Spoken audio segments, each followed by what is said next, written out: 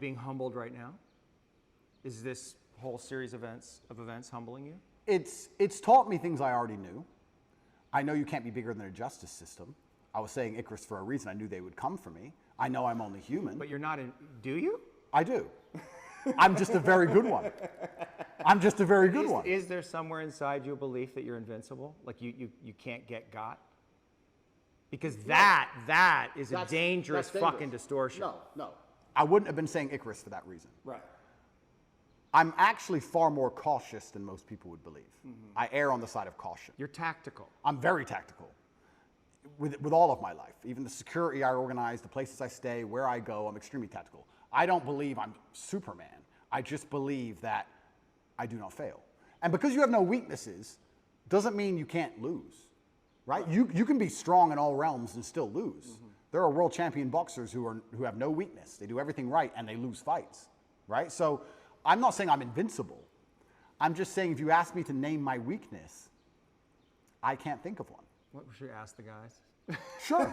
You can ask people. You can ask people around me. I would love to hear it. And I guess I can tell you what people say about me. Well, actually that's a good question. Do you feel like you get? I mean, I guess Tristan.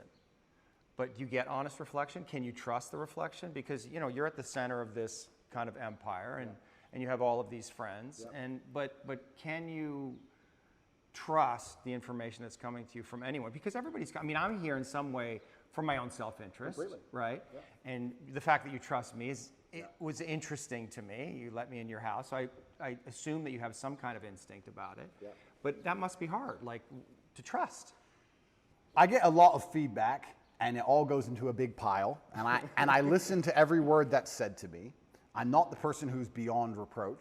Everyone I work with, a lot of people have said things to me, and I'm told about myself quite often. Yeah. And I put it all in a pile, and I analyze every single word carefully. I ignore most of it, but I do listen to it. Mm-hmm. And I guess the number one bad or negative thing that people will say about me who know me is they may say I'm very insensitive. I hear that sometimes, usually from women. You're insensitive. I'm insensitive because I think once you become a ruthless problem solver, you come across to a degree as insensitive. We have this big issue and everyone's crying. Okay, stop crying, fix the issue. Right. You have to be insensitive. Okay, what are you crying about? Let's fix that. Right. Well, you know that's wrong. Well, a lot of people want to vent. They don't want to fix the problem. They want to cry. They just need you to be with them and say, I understand. Here you are, baby. I love you. Completely. You're rolling your eyes. Yeah, but that's what I'm saying. So when you become a ruthless problem solver, you become to a degree insensitive. Now, there are some scenarios which that doesn't work, right? There's some problems you can't fix. The death of a loved one, that's different. Yeah. But if people are crying about something which is very fixable, it's very difficult for me to be interested in their crying. And I'll tell you why. Because if I have a set standard for myself, if I wouldn't allow myself that luxury, it's very hard for me to give it out to everybody else. If I don't allow myself the luxury of being incompetent because of an emotion, then it's very hard for me to look at others and go, well, you're allowed to be incompetent because of your emotions, and you're allowed to be incompetent because of your emotions, and I'll just deal with the struggle of never being incompetent ever, regardless of how I feel. If I have standard for myself, I'm going to implore my standard or imply my standard on others, and if they don't meet that standard, then they're going to call me insensitive. What would you have to give up to become more sensitive, particularly to your women? I'm a very sensitive, romantic, nice man. Yeah. In general, I'm actually a romantic man. I get called that a lot. No one calls me cold. Right. It's different. You're loving? Completely. But when it comes to problems especially, I can be insensitive. You default to problem solving. Absolutely. And that's not what they want. What's the issue? They want you to just understand and hold them. They want to cry about the problem a while. And time is time is money. Time is money. I'm like, okay, yeah. Boom, boom, fixed. Right. No, but you don't understand. I do understand. Now it's fixed. Shh. Next. I think that's just competence, and I think that's genuinely. I think most men are kind of like that. Perhaps I'm just hyper like that. Yes. So I get called insensitive sometimes. What else do people say negative about me? This is interesting. Are you arrogant? Well, the difference between arrogance and reality is just competence, isn't it?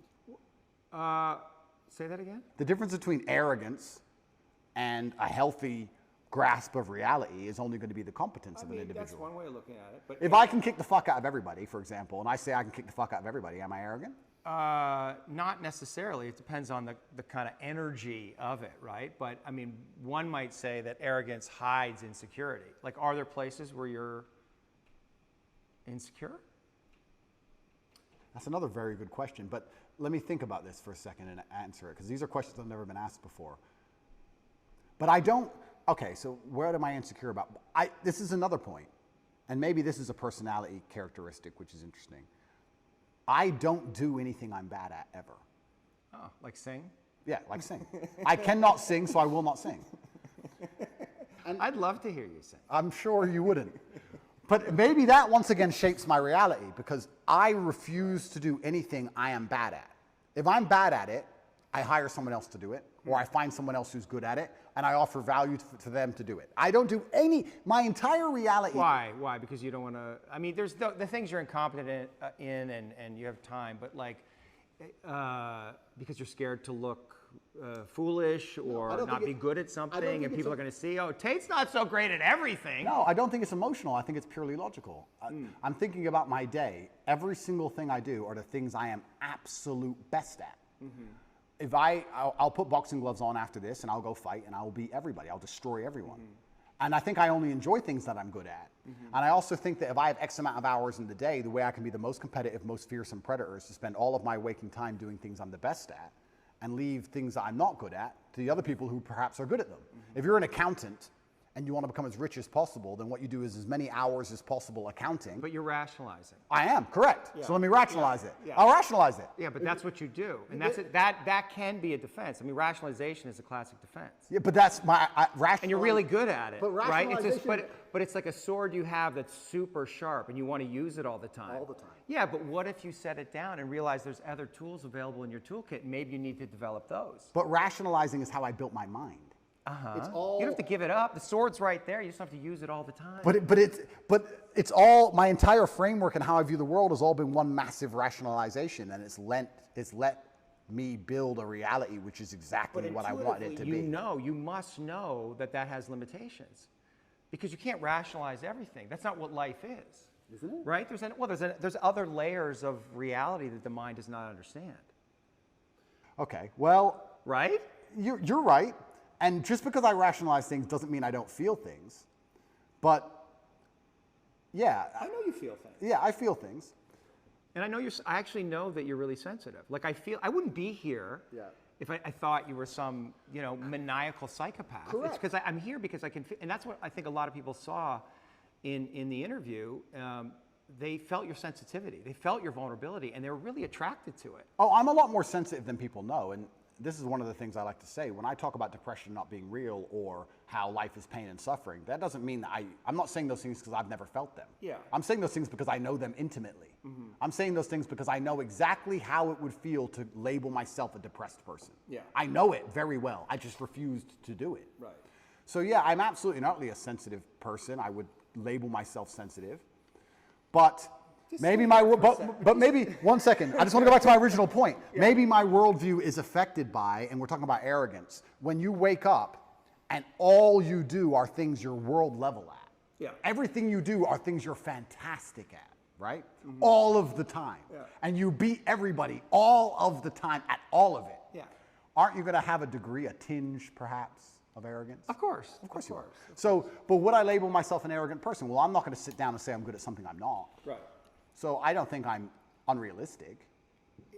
Are you taking? It's just, if you practice shooting 100 shots every single day, and you made probably, let's just say you made 50. I ain't gonna say 50. I'd say 20 in the first. Second day you made 21. Then go back to 20. Then you've been doing it for years on years till you get 80%. Just imagine, you can talk your shit. Same thing. Ain't nobody gonna debate about Stephen Curry talking shit. If he talk his shit, everybody like, hey, Stephen Curry talk his shit. He put in that work. But when it come down to an arrogant personality about you knowing what the fuck you talking about, especially when it come down to building your own masculine energy, building yourself, telling people, yeah, you can't talk down on me. I know what the fuck I'm doing.